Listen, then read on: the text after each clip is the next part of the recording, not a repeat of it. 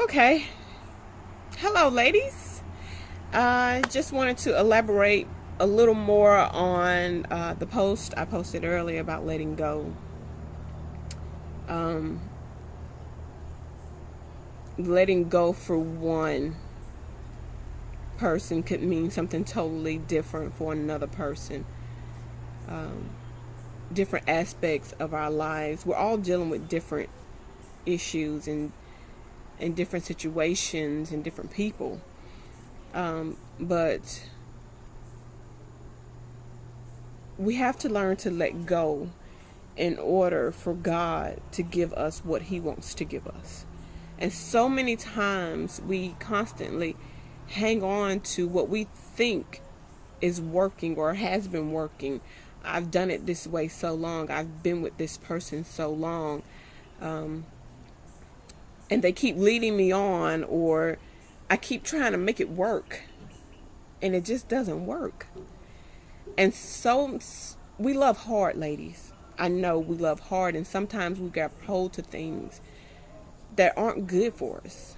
Or even, now we're dealing with graduation season. Many of us, like me myself, I'm dealing with a graduate. I'm about to release my son. I'm about to release a child that I raised for 18, 19 years, and having to deal with that, thinking, did I do it right? Was I the example? You know, how are they going to respond when they get out into the world? Or I don't think they're ready. And so maybe, instead of letting them go off to school, I want to talk them into staying close. And in all honesty, some of us may need to be honest with ourselves and say, this is me. This is me. I need to let you go. I need to let you go out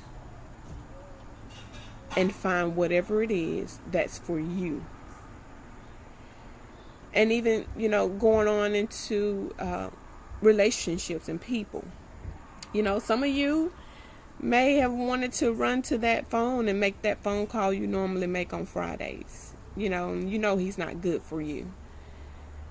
But it's so hard, maybe y'all been together so long and he keeps saying, one day we're going to do this and one day we're going to do that and one day,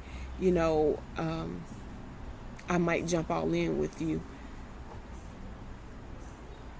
And yet, deep down in your heart that one day is never going to come.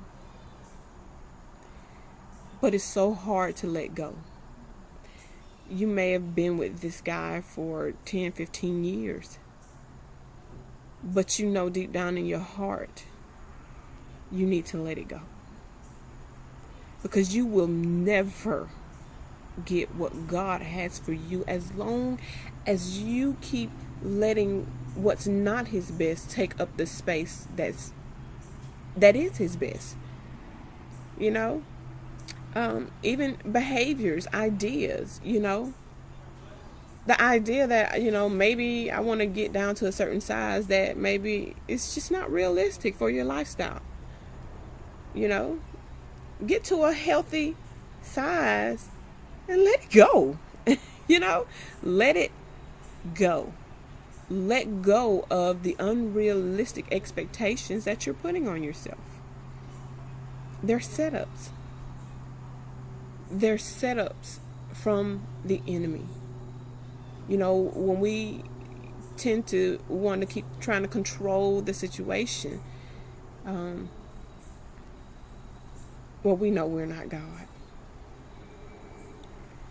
And as long as you keep trying to make it work the way you want it to work, God has no space in that. He has no room to move and to do what it is that He wants to do for you. Let it go trying to make your husband do what it is that you want him to do. Let it go. Give that man to God. Oh, this mosquito just got me good, y'all. But we're going to let it go and go on with this message, okay? Let that man go. Give him to God. You do your part and let him do his part.